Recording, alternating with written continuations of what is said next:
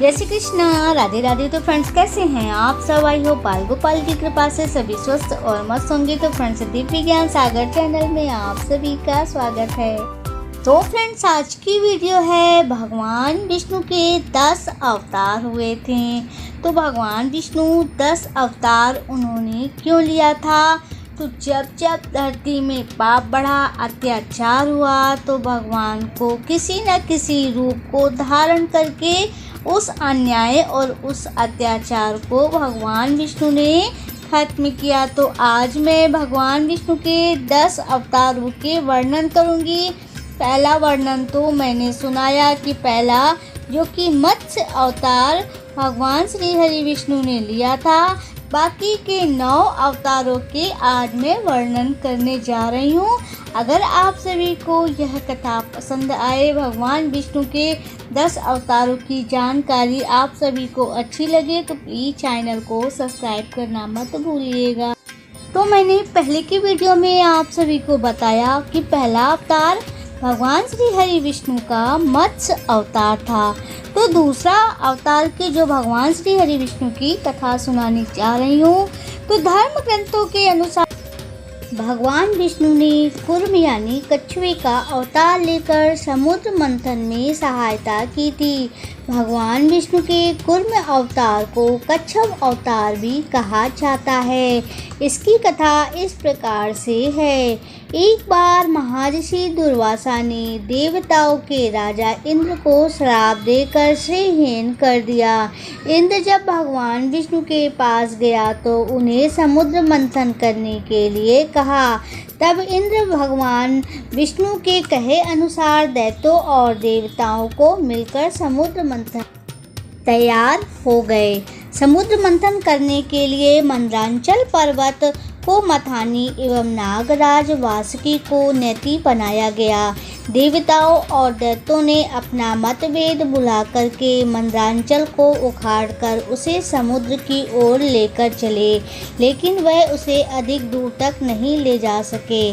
तब भगवान विष्णु ने मंदरांचल को समुद्र तट पर रख दिया। देवता और दैत्यों ने मंदरांचल को समुद्र में डालकर नागराज वासुकी को नेति बनाया, किंतु मंदरांचल के नीचे कोई आधार नहीं होने के कारण वह समुद्र में डूबने लगा। यह देखकर भगवान विष्णु ने विशाल कछुए का रूप धारण किया। समुद्र में मंदरांचल का आधार बन गया। भगवान कूर्म का विशाल पीठ पर मंदरांचल तेजी से घूमने लगा। तो इस प्रकार जो कि भगवान का दूसरा रूप कछुए का हुआ, कच्छप अवतार हुआ। अब तीसरा उनका जो कि अवतार है वराह रूप। धर्म ग्रंथ के अनुसार भगवान विष्णु ने दूसरा अवतार वराह रूप में लिया था।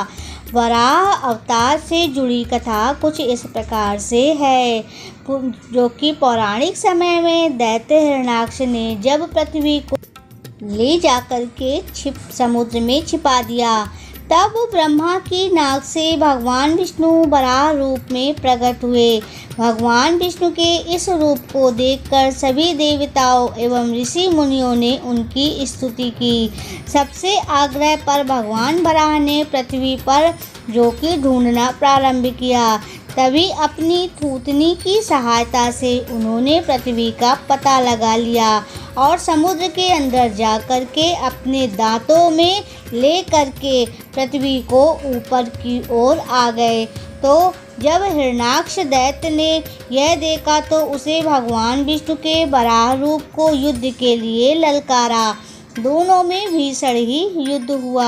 अंत में भगवान वराह रूप ने हिरण्याक्ष का वध कर दिया। इसके बाद भगवान वराह ने अपने खुरों को जलाकर स्तंभित किया और उस पर पृथ्वी को स्थापित कर दिया।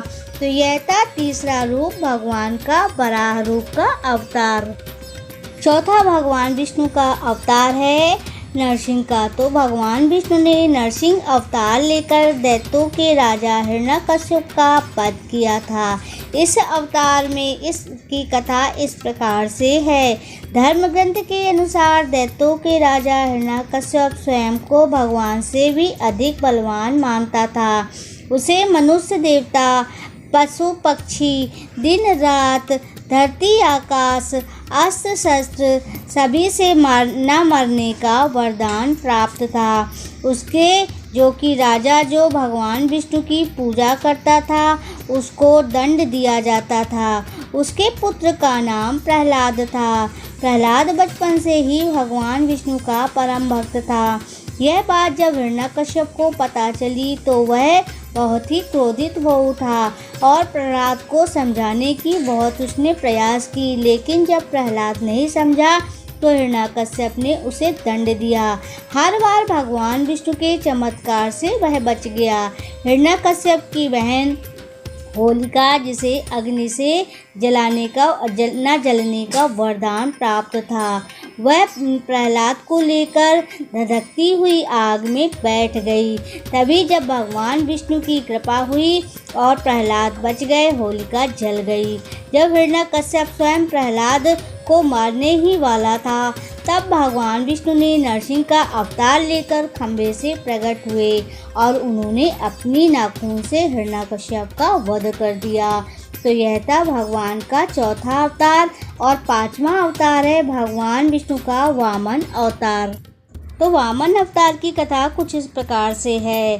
सतयुग में प्रहलाद के पौत्र दैत्यराज बलि ने स्वर्ग लोक पर जो कि अधिकार कर लिया। तभी सभी देवता इस विपत्ति से बचने के लिए भगवान विष्णु के पास गए। भगवान विष्णु ने कहा, स्वयं मैं देव माता अदिति के गर्भ से उत्पन्न होकर तुम्हें स्वर्ग का राज्य दिलाऊंगा। कुछ समय पश्चात भगवान विष्णु ने 52 अवतार लिया।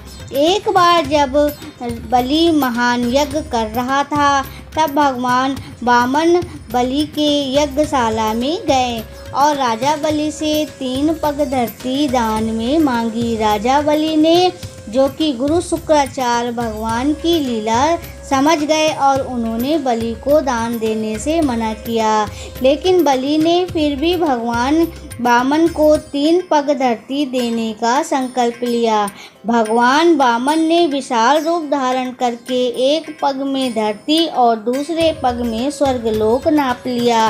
जब तीसरा पग रखने के लिए तो जगह ही नहीं बची थी, तभी भगवान वामन ने अपना जो कि भगवान को अपने सिर पर रखने के लिए कहा।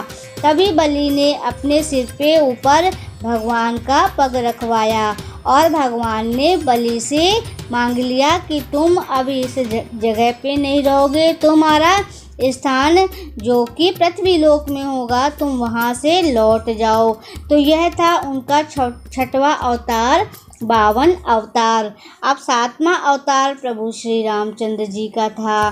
तो त्रेता युग में राक्षस राज रावण का बहुत ही आतंक था, ये सभी को मालूम है। भगवान श्री राम जी ने कैसे राक्षसों का अंत किया था, रावण का अंत किया था, पूरी राक्षस कुल जाति का अंत किया था।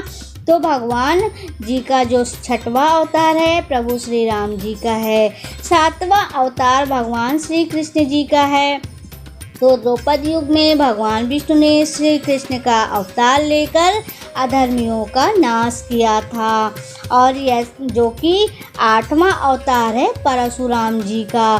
तो हिंदू धर्म ग्रंथों के अनुसार परशुराम भगवान जी जो कि हिंदू धर्म ग्रंथों के अनुसार उन्होंने भगवान 8वें रूप में भगवान विष्णु का 8वां रूप परशुराम जी माने जाते हैं। और जो कि 9वां अवतार था उनका बुद्ध का। तो बुद्ध का अवतार धर्म ग्रंथ के अनुसार बौद्ध धर्म के जो कि भगवान विष्णु बौद्ध धर्म में भी उनका 9वां अवतार था। और 10वां अवतार उनका कल्कि का है। तो कल्कि अवतार धर्म ग्रंथ के अनुसार भगवान विष्णु कलयुग में कल्कि के रूप में अवतार लेंगे। कल्कि अवतार कलयुगी व सतयुगी के संधि काल में होगा। यह अवतार 64 कलाओं से युक्त होगा और पुराणों के अनुसार उत्तर प्रदेश के मुरादाबाद जिले के संबल नामक स्थान पर जो कि इनका जन्म होगा।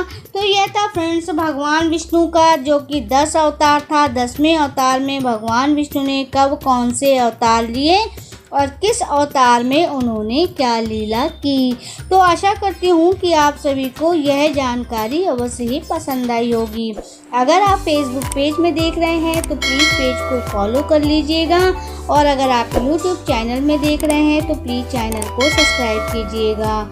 लाइक, कमेंट और शेयर भी कर दीजिएगा। घंटी की बटन ज़रूर प्रेस कीजिएगा, जिससे हमारे आने वाली हर वीडियो के नोटिफिकेशन आप तक पहुंचते रहें। अपना बहुत ख्याल रखिएगा। हम फिर से मिलेंगे एक नई वीडियो और एक नई जानकारी के साथ। तब तक के लिए जय